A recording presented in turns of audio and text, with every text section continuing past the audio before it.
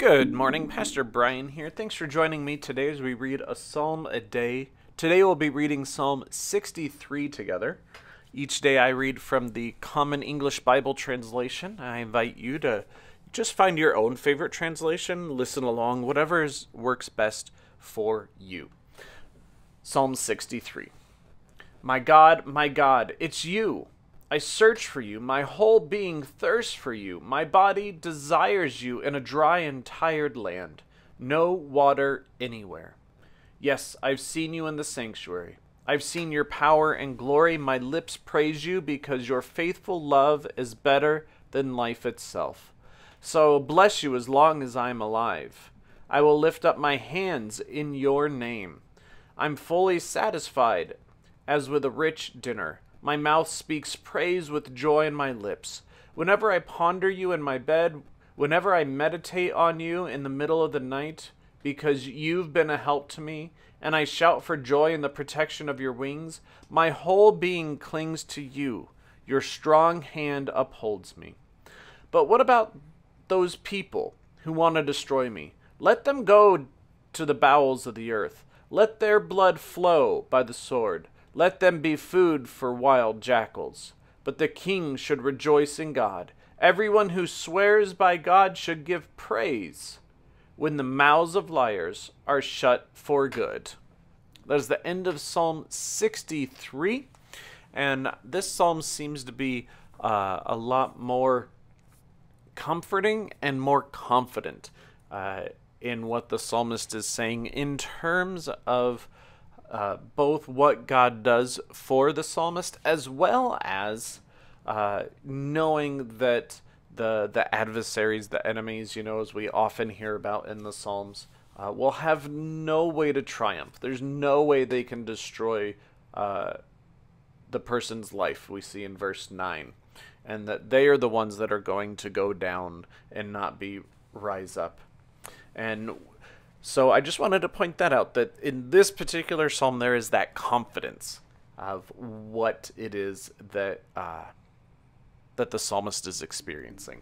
And then the other thing that I really want to, it's a good psalm and there's some really great things in it, but one of the other things that stuck out to me, because I recently preached about how Jesus lament over Jerusalem and how Jesus longs to gather his children like a mother hen gathers her brood in her wings.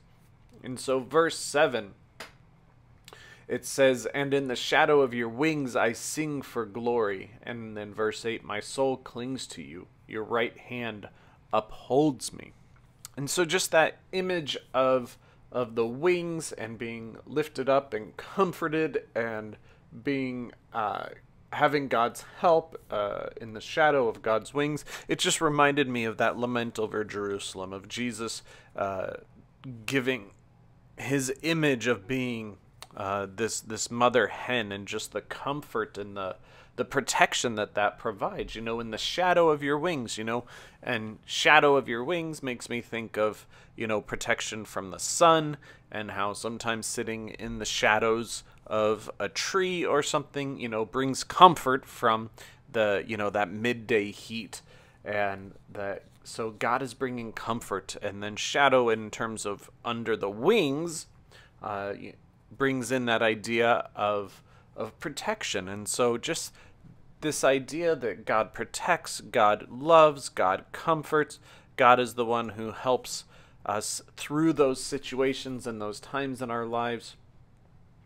And that he basically, it sounds like he looks forward to this kind of thing. My soul clings to you, and your right hand upholds me. Just that, being lifted up again, that God is the one who lifts us up, who comforts us, who does these things for us.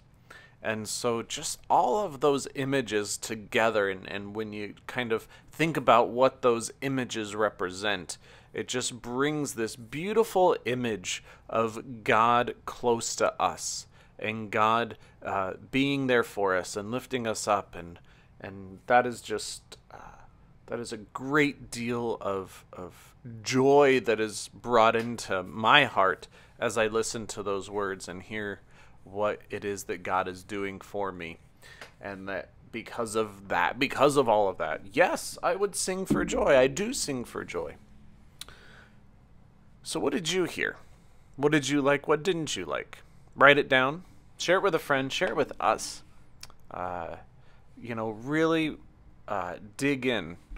And it doesn't have to take a long time to dig in. I know I use that phrase, but I don't mean, spend an hour studying with a commentary on what this all means. But, dig in and wrestle with it. Get your hands dirty, I guess is what I mean by dig in. Not so much the depth, but just the actual work of getting into the text and seeing how it speaks to you through your reading today. Take care of yourselves. Stay safe. God bless. I hope you can join me tomorrow.